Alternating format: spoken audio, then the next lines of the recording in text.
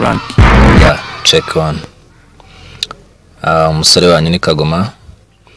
Ikiganiro rimenya nibi isomo ry'umunsi n'amategeko y'umuhanda. Twongeye kubaha ikaze rero kuri channel yacu bagezaho ibiganiro bya buri munsi bitandukanye. Icyo usabwa gusa no gukora subscribe ubundi ukazajya ubasha gukurikirana ibiganiro tubategurira. Tugiye gutangira rero gusobanura igazeti y'amategeko y'umuhanda. Buri ngingo kuri uyu munsi tugiye kurebera hamwe mu magambo akunze gukomerera abantu bifuza gukorera uruhushya rw'agateganyo. Amwe muri menshi ariko tuzagenda tuyasobanura yose ndetse twinjire no mu ngingo zose. Ingingo ya mbere rero, impamvu hashyizweho amategeko y'umuhanda no kugira ngo agenge ibintu byose bikoresha inzira nyabagendwa.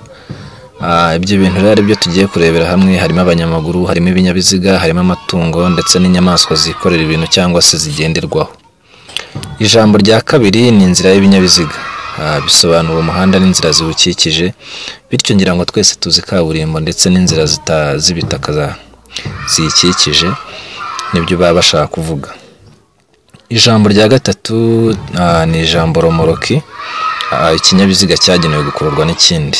Ngira ngo ziriya kamyo zitwara isima mujya muzibona, kiriya kinyuma cyangwa kontineri ya kabiri nicyo bita romoroki.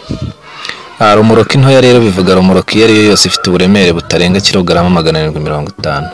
Iyi romoroki kandi bari ntoya ku buryo ishobora gushyirwa no ku bindi binyabiziga.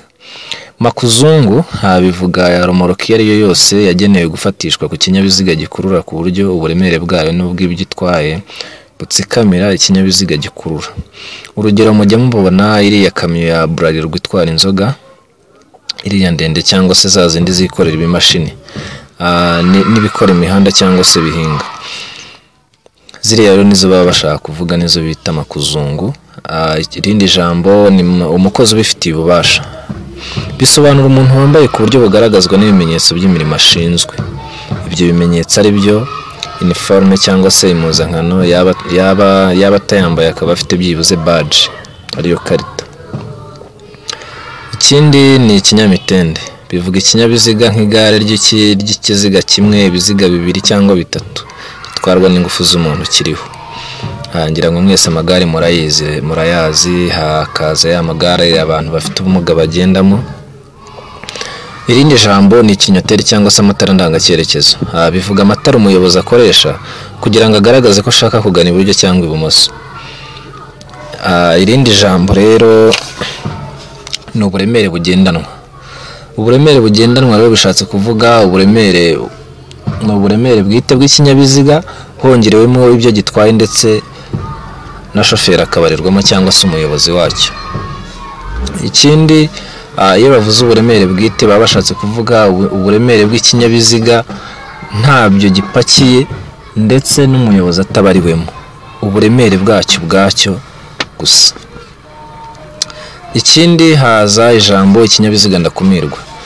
Bishatse kuvuga ibinyabiziga bya polisi bizimya nkongi, bitwara abarwayi mu gihe biri mu butumwa bwihutirwa, kandi bikagaragazwa n'itara ry'ubururu rimyasa impande zose.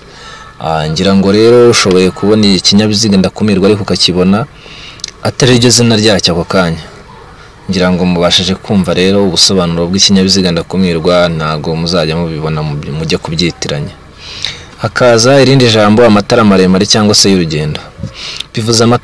Bivuza amatara y'ikinyabiziga amurika imbere yacyo mu ntambwe ndende.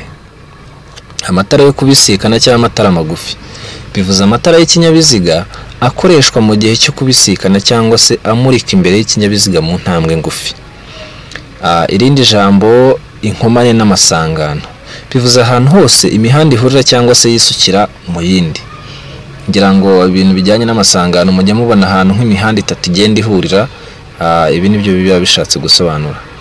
Urusisiro rero bivuza ahantu hari amazu menshi akikije umuhanda, cyane cyane ahantu usanga ari mu dusantre.